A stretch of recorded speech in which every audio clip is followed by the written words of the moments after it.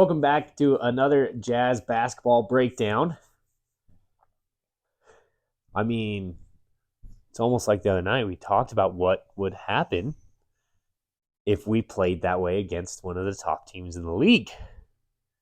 The top team smacketh down Yeah, on the Little Jazz. that was brutal from the start. I mean, our starters came out really slow, really low energy. We couldn't hit wide open shots, but we also, similar to the Pistons game, we gave up just wide open look after wide open look. Even if we had made a few of those layups, right, when we were down 12-2, I think what we were down.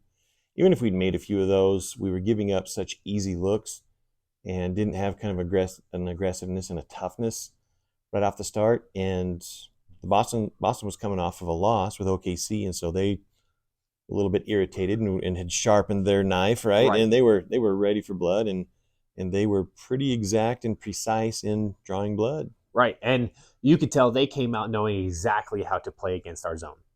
Yeah. They obviously had watched the tape on our zone and knew exactly where to find the open spot, and it was just consistent. Wide open three after wide open three. After a couple just simple, just pop, pop, pop, wide open three. At that point, you give a team like that many open looks. I mean, they had Jrue Holiday hits a three right at the end of the first quarter, and to give them 30 points. And they had all had a bunch of wide open in rhythm threes. And at that point, I made the comment that they're just down at the rec center shooting around now. Yeah. And it's just having fun. And even when we do manage to contest every once in a while, they're still making tough shots. And at that point, you've given players in the NBA, you've given them those kind of looks, those tougher shots. Now they don't feel you at all. Right. And that's never a game that we would be able to hit high levels of offense and run and gun with them and outscore them. That would never happen with our team. Right. It would take quite a team to be able to do that. And they play really strong man-to-man defense. I mean, they disrupt what you do. We saw a couple of times where we thought we had an advantage going to the hoop, and Jrue Holiday man, Derek White, they swipe it away, and they've got some really nice pieces in there. And Porzingis is fitting nicely with that team as well. I think even the people that had high expectations of Porzingis going in didn't think it would be this good. Right. He's firmly stepped in, and he's their number 2 option now. With the way that he's shooting and also being able to take players down into the post, he's done that more than I think people anticipated. It's a player that can fit in and looks. You'll see how a player like that, who isn't always known as a big-time defensive stopper, looks really defensively strong with the cast around him, right? That helps, and that's how that works. He's done really nicely. Jaylen Brown, hit some nice shots on us tonight. There's some questions out there if he's really fitting in fully with the team, as I watch some of the Boston stuff. But that's a nice team. That's a nice group. You can see why they're picked to be the number 1 out of the East, right?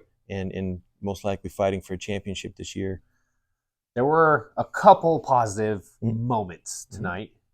First one is that my cough seems to be basically gone, which has been here for about a month and a half, 2 months. You may need to explain that phenomenon, but that's a thing. I went and played basketball myself last night and threw on a hoodie and sweated that crap out, and 2 hours later of running, went home and threw up like 3 times and got all the crap out of my stomach. And oh man, I feel like a weight off my chest, not dying here every time we're trying to record something. That's great. Other positives, we did make a good run in the second quarter. Yep. And you had mentioned it was with our starters besides Collins. We actually had Walker Kessler. Yeah. And Walker Kessler played 14 minutes, a very low amount of minutes. Right. But Markkanen all of a sudden, started getting ticked, and Dunn started making some defensive plays. We started moving the ball. Sexton actually got aggressive going to the hole, and that's something I was asking for as we were missing all those shots. Start going to the hole, start going to the rim, start forcing some fouls, make it happen. And we actually started to look like a team. Kessler was out there battling, and doing his defense. He didn't end up with any blocks, but as usual, affected a whole ton of shots. Right. So, and Markin looked dominant for that stretch, right? And you got and that's the thing.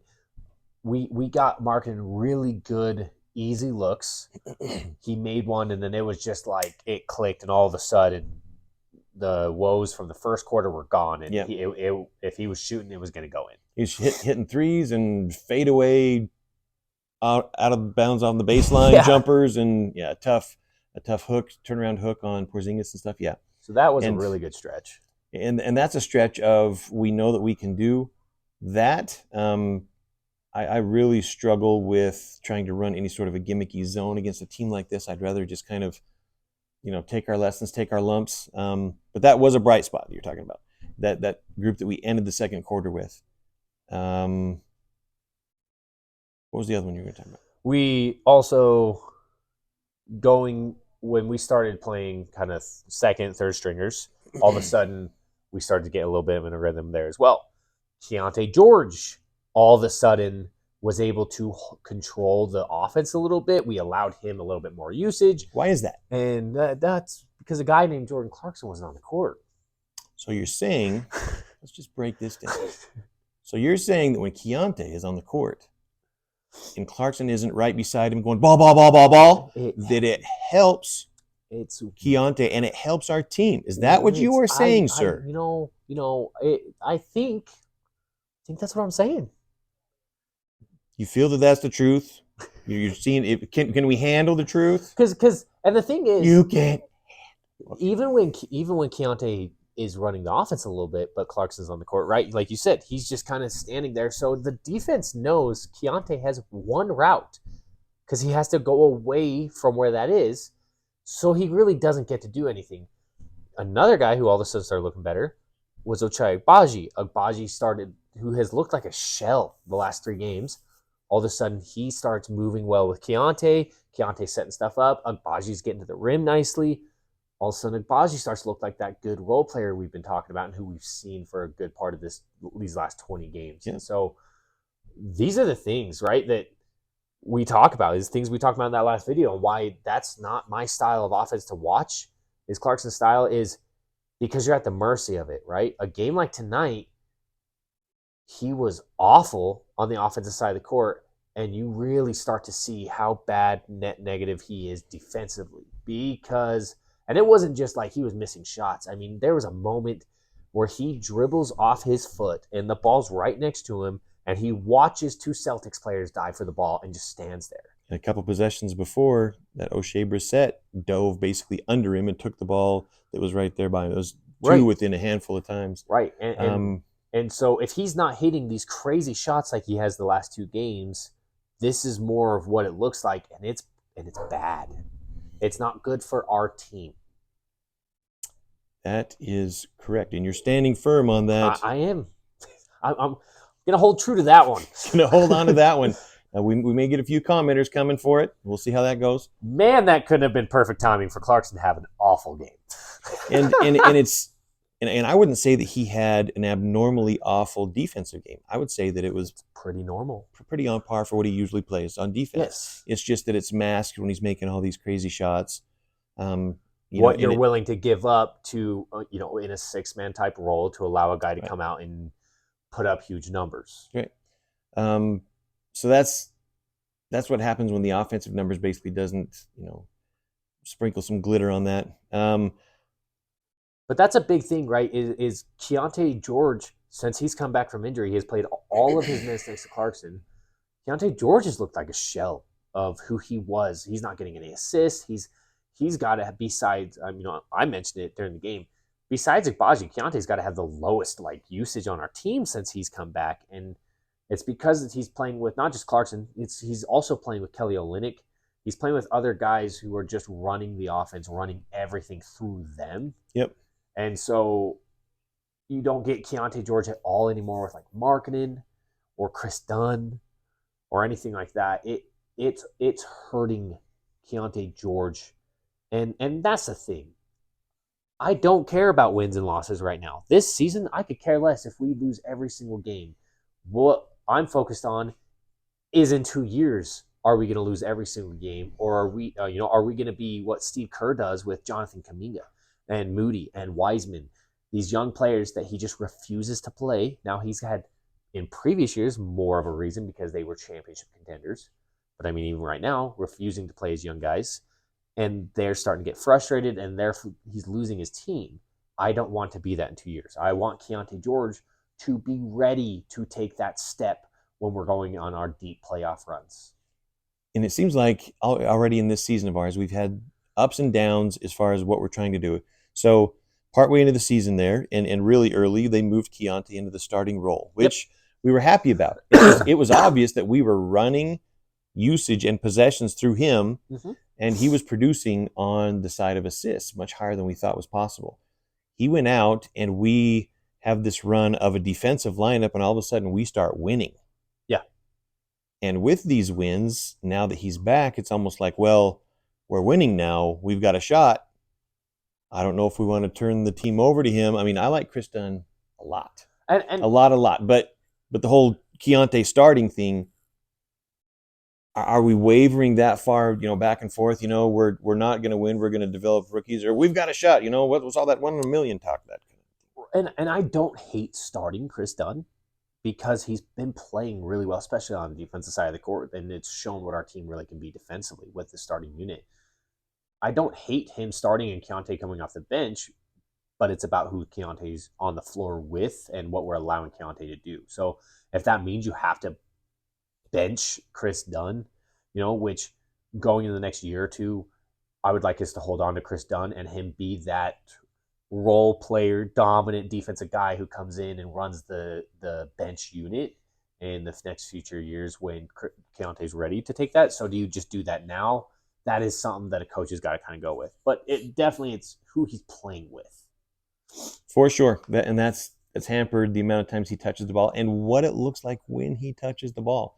You saw during the fourth quarter when he didn't have so many times they have Keontae basically on the right elbow, but just extended up above the 3-point line.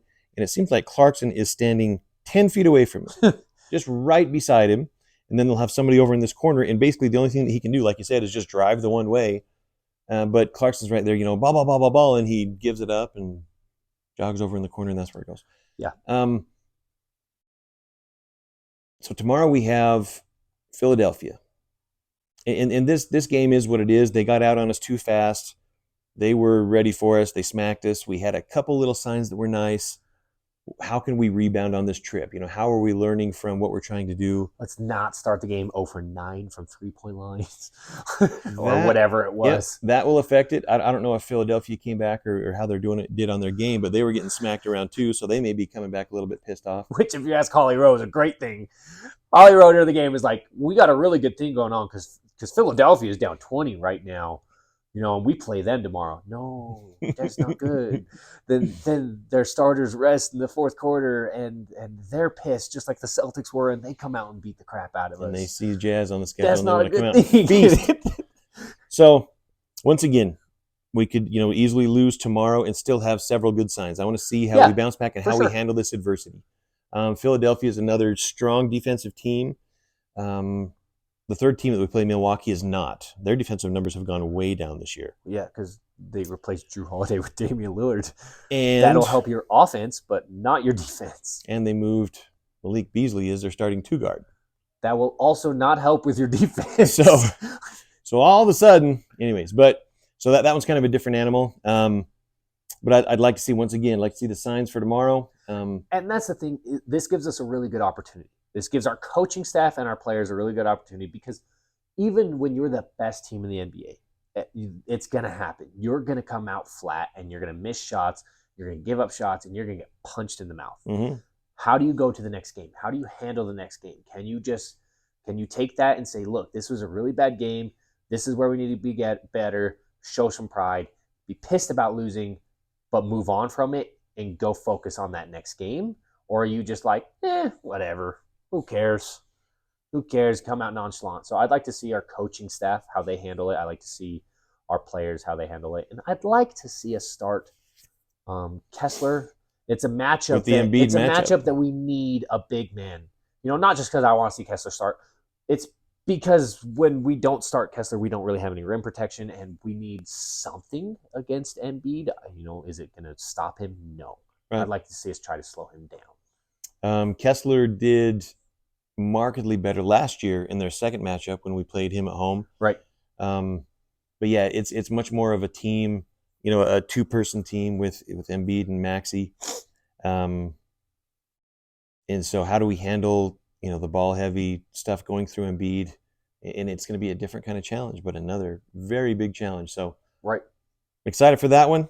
Well, like I said, we'll see, kind of assess everything once we get done and back and play the Nuggets and have these 4 games under our belt and see where we're at. Yeah, and we knew Draw some conclusions. We knew this stretch was going to be rough, and one game doesn't, it's an outlier. Doesn't really teach you anything. You can learn from it in moments, but this doesn't mean this is our team. So, like you said, we'll see what happens through the 4 games. Then you can really say, okay, we just played arguably 4 of the top 5 teams in the NBA. How did we perform? Where do we need to get better? What's real? What is not? Right? Yeah, that it'll tell us a lot. So that part's exciting. So we'll see you guys tomorrow.